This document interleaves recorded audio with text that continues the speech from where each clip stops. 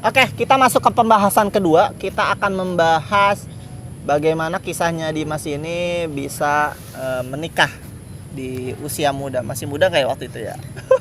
Kayak tuan ente. Oke, pokoknya terkait itulah ya, persiapan menikahnya bagaimana, apa saja sih yang perlu dipersiapkan, dan bagaimana kehidupannya setelah menikah. Oke.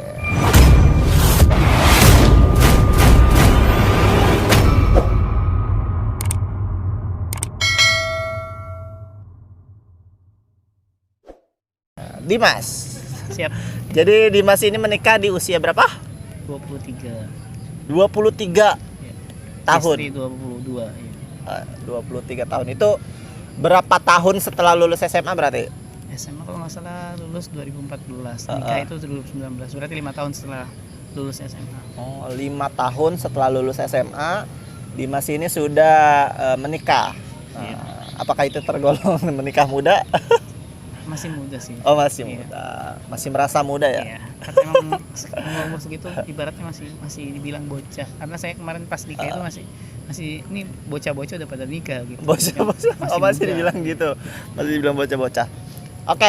Nah, pertanyaannya yang paling pertama, sudah kepikiran pengen nikah itu dari kapan sebenarnya, Mas? Dari saya kuliah waktu saya semester 1 atau 2 sebenarnya. Kuliah semester 1 Atau 2. Itu berarti tahun 2016 atau 2015. 2016. Itu udah kepikiran pengen menikah. Ya, karena saya melihat teman saya yang menikah muda, masya Allah gitu. Walaupun teman saya itu dia nggak ngelanjutin kuliahnya. Oh. Sayangnya di situ sih memang. Jadi teman kuliahnya menikah muda dan Dimas jadi pengen. Bukannya kita pengen ikut-ikutan orang sebenarnya, kayak termotivasi gitu. Oh, termotivasi. Dia aja bisa, masa kita nggak bisa gitu. Ibaratnya seperti itu. Bukan dia nikah nih, saya juga pengen nikah. Nggak, bukan seperti itu. Kalau seperti itu kan niatnya ikut-ikutan orang gitu. Kalau motivasinya ngikutin orang nggak apa-apa, tapi kalau niatnya ngikutin orang jangan kalau bisa. Oke. Nah, jadi setelah melihat teman itu menikah di usia muda, kira-kira apalagi yang membuat ente itu semakin menjadi kuat keinginannya untuk menikah? Karena kita lihat calon kita juga sih, kayak yang saya tahu kan kebetulan saya dan istri itu sebelumnya itu satu komunitas dakwah dan juga komunitas pendidikan di antar pelajar sekolah gitu. Ketika saya melihat istri saya sikapnya gitu, terutama terhadap lawan jenis, dia tidak aktif gitu. Masih calon ya dulu ya? Ya masih calon, tidak aktif, dan juga yang saya lihat dia pemalu juga gitu maksudnya. Nah, itu yang membuat saya semakin kuat. Terlebih saya tahu itu istri saya ternyata seorang pengajar atau guru tahsin dan Quran gitu. Nah, itu yang membuat saya ini. Berarti bisa Al-Qur'an ya? Ya. Yang membuat saya semakin yakin terhadap istri saya. Dan ternyata istrinya itu adalah tetangga dekat rumahnya, dekat rumahnya dengan saya. Teman SD-nya adik saya, masya Allah. Dunia ini begitu sempit ya ternyata. Teman kecilnya, jadi saya selebar daun kelor ternyata. Saya tahu dia bagaimana kecilnya istri. Ternyata ini ya. Nah, kita balik lagi nih. Jadi selama dari 2016 sampai 2019 itu kira-kira berapa tahun tuh? 3 tahun. Apa aja yang ente persiapkan sampai menuju titik ini nikah nih gitu? Apa aja yang harus dipersiapkan? Persiapan saya awalnya itu ya, saya kan tadinya sama istri nggak pernah chat-chatan, nggak pernah saling kontek-kontekan, nggak pernah kenal, nggak pernah ngobrol bareng gitu.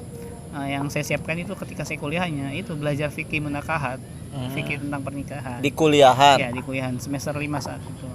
Kita belajar aja, fokusin niatnya karena Allah, bukan masalah karena si fulan atau fulana misalkan gitu.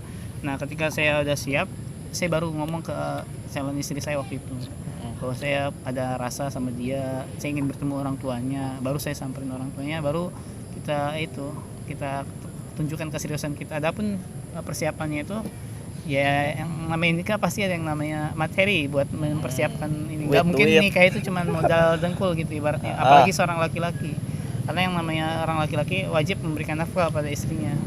Bukan berarti harus mapan juga, bukan. Karena nikah kalau nunggu mapan, kita nggak tahu sampai usia berapa kita mapan. Jangan-jangan keburu kita ditutup pakai papan baru kita mapan. Dalam artian ketika keburu kita meninggal baru dibilang mapan. Jangan sampai seperti itu baru menikah. Oke, ngelihatnya ke saya gitu banget kelihatan. Karena masih jomblo gitu. Oke. Nah, sebenarnya kalau menurut Dimas sendiri tahap apa sih, seseorang dikatakan sudah siap menikah itu karena dia udah ngapain atau bagaimana tuh? Ya, seseorang itu udah kiranya udah siap buat menikah itu sebenarnya dilihat dari orang tuanya sih. Orang tuanya itu menilai dia udah mampu buat menikah atau belumnya. Jangan sampai orang tuanya dia ngerasa udah mampu untuk menikah, tapi orang tuanya menilai dia itu belum mampu menikah, sifatnya masih anak-anak segala macam. Bukan berarti orang tua ngelarang, maksudnya mungkin untuk mempersiapkan lebih dulu gitu buat dia ke jenjang pernikahan, karena yang namanya pernikahan bukan main-main. Hari ini nikah, besok udahan, besok nikah lagi, enggak seperti itu. Nikah itu kalau bisa untuk selamanya. Adapun yang tadi persiapan buat pernikahan atau seseorang dikatakan siap itu, yang pertama emang siap secara lahir dan batin sebenarnya. Untuk yang lebih pasnya lahir dan batinnya itu, entah itu dia mampu memberikan nafkah, jangan sampai dia nikah tapi dia belum punya pekerjaan atau apa sehingga istrinya itu nggak bisa buat makan keluarganya, itu dosa, itu nanti jatuhnya nikah itu jadi haram karena belum punya penghasilan atau apa. Sehingga baiknya itu udah punya penghasilan dan juga siap lahir dan batin. Itu sih yang paling penting persiapannya. Oke. Nah, ada pesan-pesan buat teman-teman nih yang jomblo. Ya, buat teman-teman yang belum menikah, khususnya teman saya ini, kalau bisa emang ada niat nikah aja nggak apa-apa. Bukan berarti saya memudahkan nikah loh, ntar enak, pasti enak, bukan. Nikah itu ada enak dan nggak enaknya. Yang enaknya itu nikah itu sekitar yang nggak enaknya dulu deh. Yang nggak enaknya itu sekitar 5%-an. Enaknya itu 95% dari pernikahan. Bukan berarti nggak ada masalah dalam pernikahan, pasti ada masalah. Cuman kan ya, ketika kita selesaikan berdua sama-sama mengalah, insya Allah masalah itu selesai.